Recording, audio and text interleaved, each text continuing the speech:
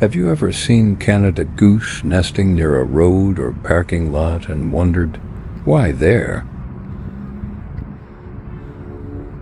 It may look strange, but city spaces can actually feel safer to geese than the wild. Parking lots and roadsides are wide and open, so geese can spot danger quickly.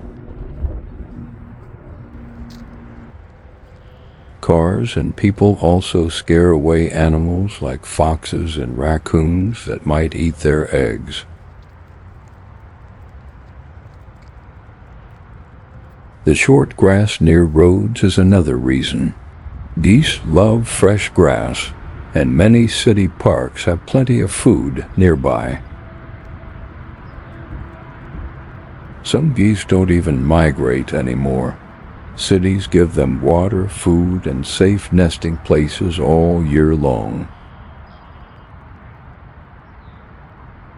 And once they find a good place, they often return to the exact same spot every spring.